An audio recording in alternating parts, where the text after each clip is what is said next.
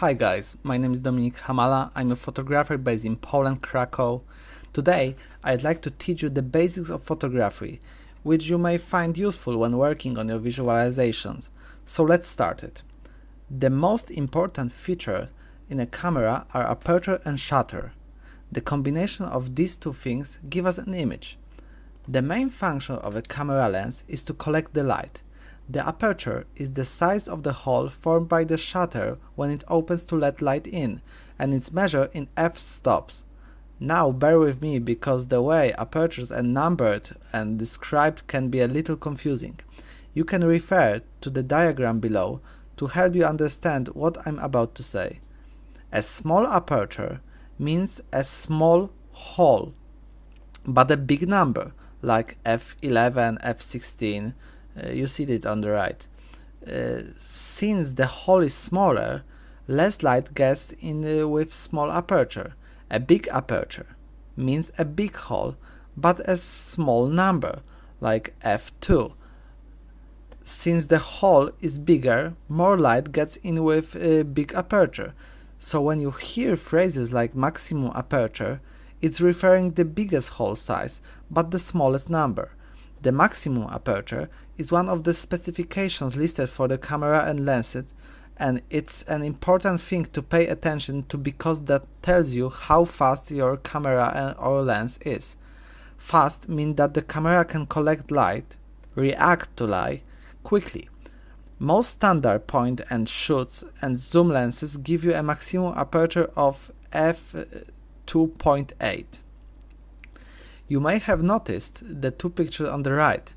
This is meant to show you how the aperture changes something called the depth of field. The depth of field refers to how much will remain in focus both in the front of and behind the subject. A narrow or shallow depth of field means that the areas in front of and behind the subject will look like soft or blurry.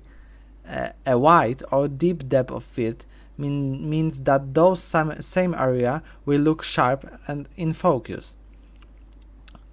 On the left, a big aperture, big hole, small number, give you a shallow depth of field, so there's more blurries. On the right, a small aperture, small hole, big number, gives you a deep depth of field, so there's more sharpness. The second most important feature of a camera is a shutter speed. The purpose of the shutter in your lens is the same as that of the shutter on Windows. The shutter shuts out light.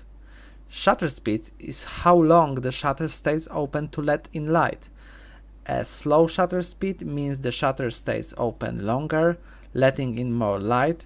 A fast shutter speed means the shutter stays open shorter, letting in less light. Shutter speed is generally measured in fraction of a second. A shutter speed of 5000 means that the shutter will open for 5000 to the second. Shutter speed of 1 second and longer are generally marked with an apostrophe or other similar mark after the number. This means that 16 with apostrophe stands for 16 seconds. After this lesson, you should decide how you want your picture look like. If you photograph the details such as fruit on the table, select a shallow depth of field to highlight only the fruit. In this case, the shutter speed is not important because nothing moves. However, if you want to photograph the entire building, you should use a large depth of field. In this case, you can set the slow shutter speed to blur some people, cars, or fast shutter speed to stop the action.